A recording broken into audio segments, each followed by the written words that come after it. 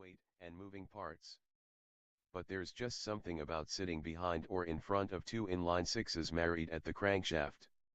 The V12 is the triple-axis tourbillon of an increasingly quartz engine world, and it delights us precisely because of its excessive parts count. Oddly, Aston Martin considers itself a V12 company, even though its most glorious David Brown era depended on inline sixes. Carroll Shelby and Roy Salvadori won Le Mans behind one in 1959, and the straight six served Aston well into the 1970s, when its attention turned to Bulldog V8s. The company didn't get its first V12 until 2001, a 5935cc unit made by splicing together two Ford Duratec V6s in a CAD program. Ferrari is a V12 company, Lamborghini is a V12 company, Jaguar is a V12 company, though it hasn't sold one in years. Aston Martin? Well. But we're willing to forgive this conceit, which issues from Aston CEO Andy Palmer, a recent refugee from the upper ranks of Nissan who has two ideal qualifications for his current position: he is an engineer, and he is British. Under Palmer, and with company ownership divided primarily among investment groups in Kuwait and Luxembourg plus Daimler AG, Aston Martin is a brand on the move.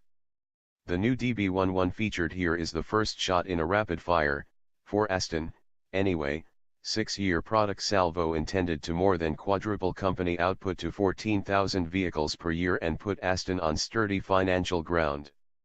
Leading is the middle child, the DB11, introducing an all-new riveted and adhesive-bonded aluminum platform that shifts the emphasis from extrusions to stampings to create more cockpit space.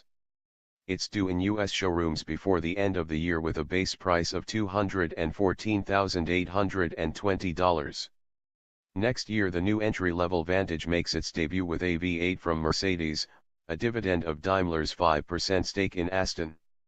A redesigned Vanquish appears in 2018 as the top-spec two-door car, the styling of both it and the Vantage intended to build greater separation between the poles of Aston's sports car lineup. Convertible versions of all three will follow. In 2019, the DBX crossover, Aston's biggest gamble ever, will march forth from a new factory adjacent to a former RAF base in Wales. And if that isn't enough, Aston plans to relaunch the Lagonda nameplate by 2020 with a luxury liner aimed at Bentley and Rolls-Royce, market an all-electric 200-plus mile range Rapide to give Tesla Model S customers a way to spend even more money, and produce more limited-run multimillion-dollar specials, such as the recently announced MRB001, a mid-engine hyperlimpet conceived in partnership with Red Bull Racing.